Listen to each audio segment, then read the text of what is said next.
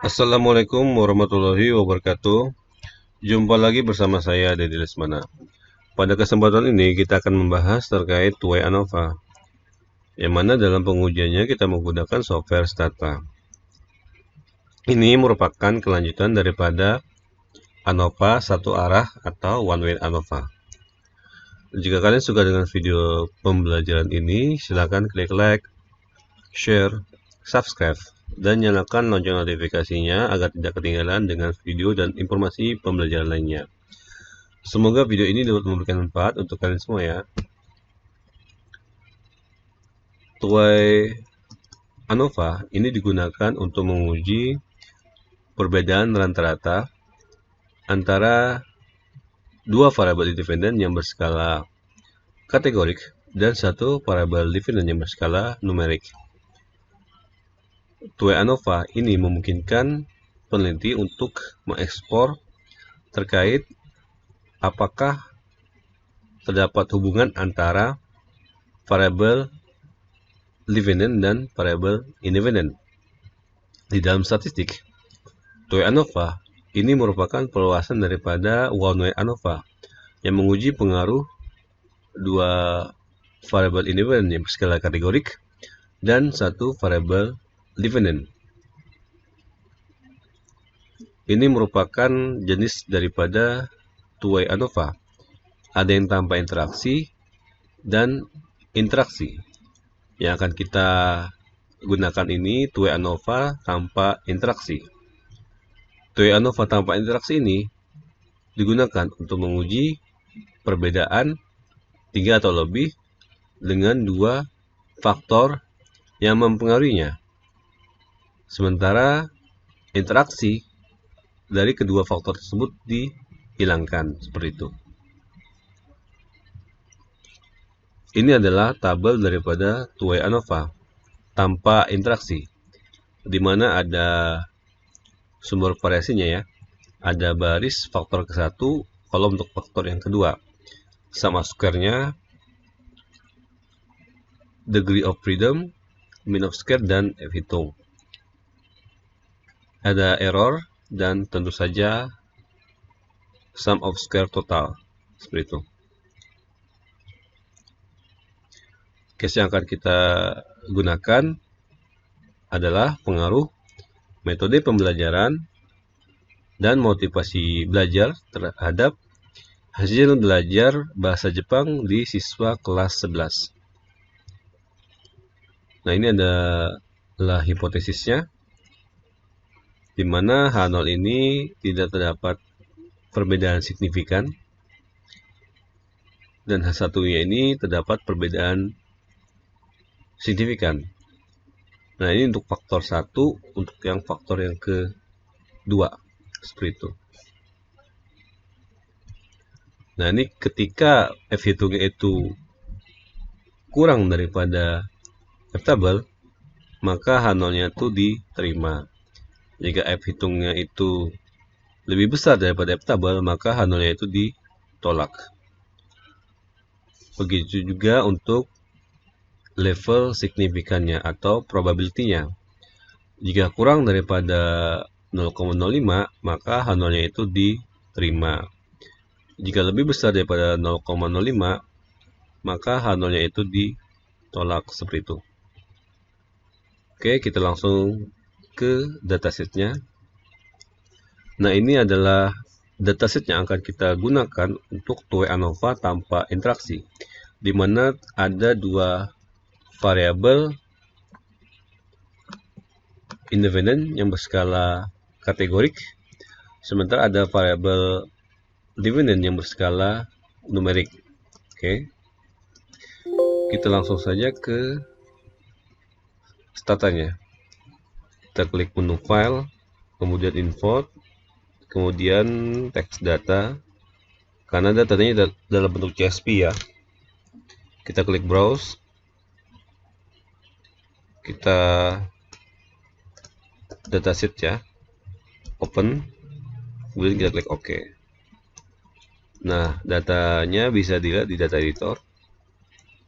Ada 3 variabel, motivasi belajar, metode belajar, dan hasil belajar, seperti itu. ANOVA ini merupakan metode parametrik, jadi harus memenuhi asumsinya ya. Data harus terdistribusi secara normal, kemudian varian datanya itu homogen. Oke, pertama-tama kita klik statistik, kita klik distributional plot and test, kita klik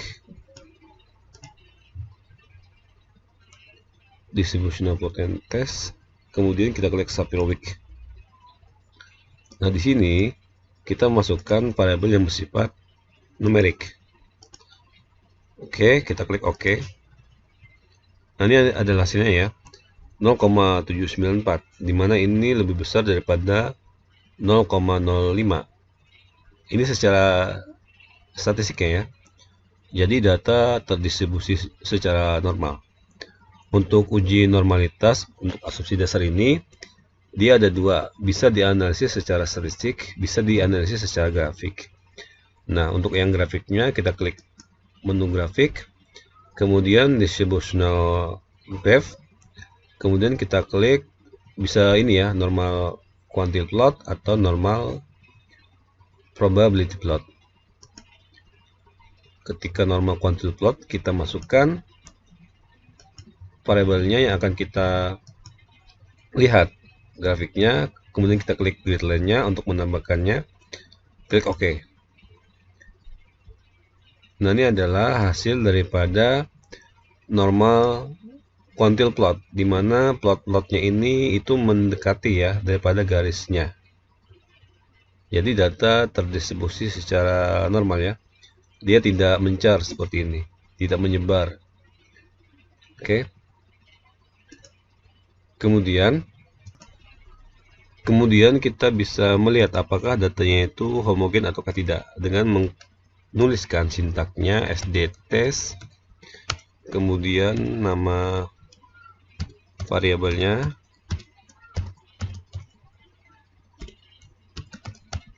koma by metode belajar, enter. Nah, di sini dari dua kelompok ya, metode belajar ya, untuk 1 dan 2, ini nilainya itu lebih besar daripada 0,05. Jadi dapat disimpulkan datanya itu adalah homogen ya, seperti itu. Nah, kemudian kita akan menganalisis ANOVA-nya.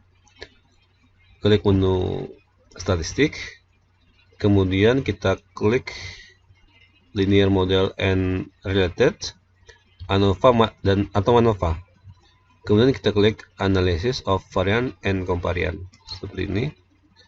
Kemudian di different variable kita klik variabel numeriknya, kemudian modelnya kita masukkan faktornya ya, faktor 1 dan faktor 2.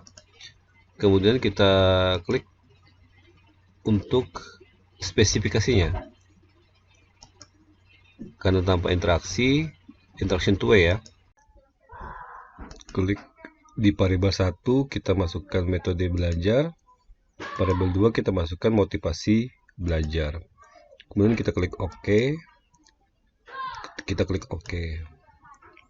Nah, ini adalah hasil atau output daripada two-way ANOVA sesuai dengan tabel two-way ANOVA-nya. Ini adalah sumber variasinya, sum of square, degree of freedom, mean of square, F-hitungnya dengan probability-nya.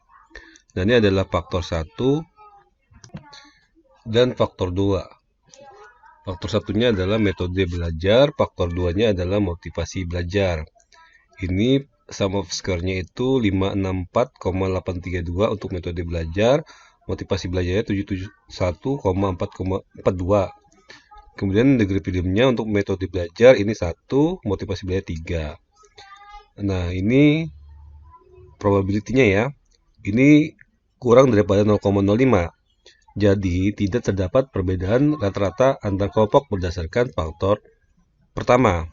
Sementara untuk faktor kedua ini lebih besar daripada 0,05 karena kan 0,12. Jadi terdapat perbedaan rata-rata antar kelompok berdasarkan faktor yang kedua seperti itu. Kemudian di sini juga kita bisa melihat ya yang mana berpengaruh signifikan terhadap variabel dependent. Dalam hal ini adalah hasil belajar. Nah, yang faktor 1 ya yang berpengaruh signifikan karena kan 0,03 kurang daripada 0,05 seperti itu. Nah, kemudian peneliti juga bisa melihat kontribusi relatif dari masing-masing faktor dengan menuliskan sintaknya seperti ini. Margin.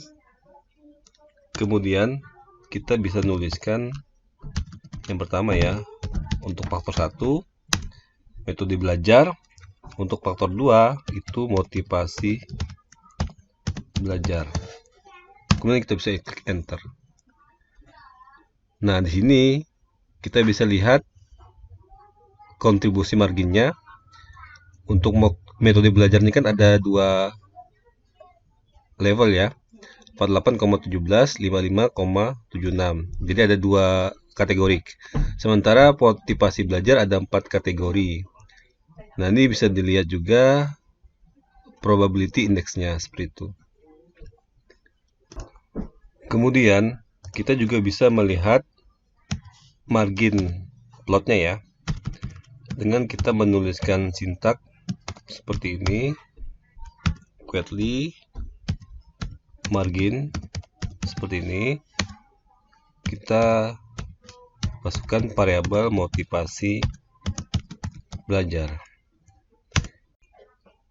Di sini kita bisa menuliskan sintak margin plot ya untuk melihat plot marginnya.